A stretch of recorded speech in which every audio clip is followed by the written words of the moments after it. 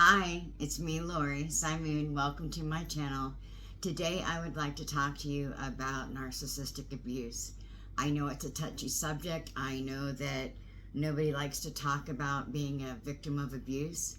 However, I was one, and I wish to tell you a little bit about my story and let you know how I overcame it. I'll put a video at the end of how I started my journey on rebuilding my confidence.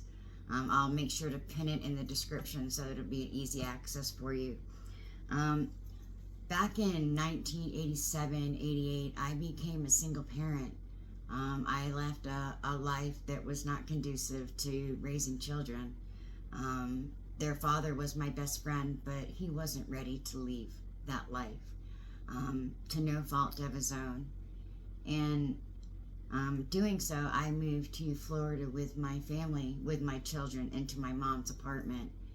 And I met some people from the Boston Church of Christ, and there were a lot of good people there. Please don't get me wrong, but there were definitely some wolves in sheep's clothing who, very narcissistic, very antagonistic, malignant, and communal narcissists, to where I was in a very vulnerable state, trying to reestablish my life and not really knowing what to do.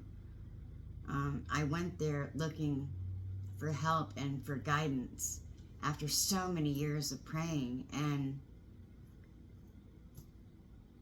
I didn't get the help I needed.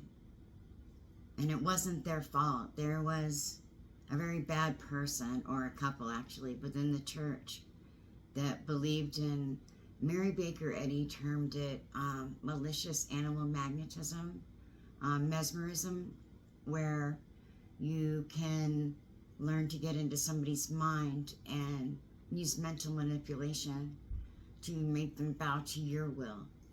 And it's a hard one to overcome, and I worked on it for years. And I'd like just to share a few things about how you know you're a victim of narcissistic abuse, whether it's antagonistic, malignant, or communal. And yeah, there's both overt and covert too. I have videos on that, but that's really neither here nor there today. If you or somebody you know has feelings of unworthiness, that is definitely the first sign. Second, not being able to make direct eye contact. That's B number 2. And 3,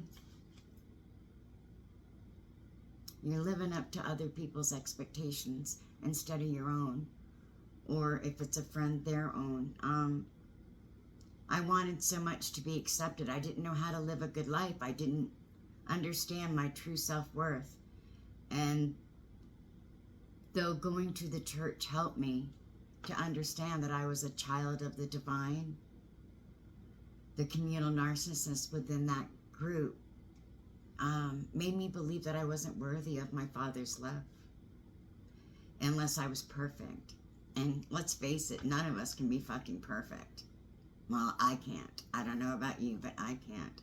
None of us can be perfect. And I tried to be. I tried to be. I wanted to fit in. I wanted to be accepted. I wanted the good life that they were showing me. And it came at a very costly price, and I found that out way too late. And I've had to fight very hard to get my life back and to rise above the spiritual oppression that I faced from the communal narcissist.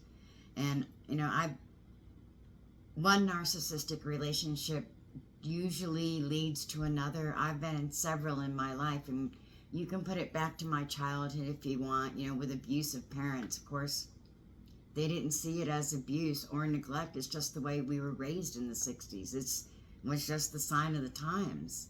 You know, my parents did the very best they could, and they had their own hurts. But falling into that pattern of unworthiness and pleasing other people and not being able to make eye contact or really knowing your true self-worth can be very detrimental. And I would just like to show you the tools that I used in order to lift myself back up. If this resonates at all with you, for somebody you know or perhaps even yourself, check out my video. I'll pin it in the description. Just click the link and you can say how the first step that I took to gaining back my confidence by stopping saying I'm sorry. All right, I wish you the very best of days. Reach out to me with any comments, and remember to hit like, subscribe, and come back and watch more videos. Love and light to you always. Bright blessings and namaste.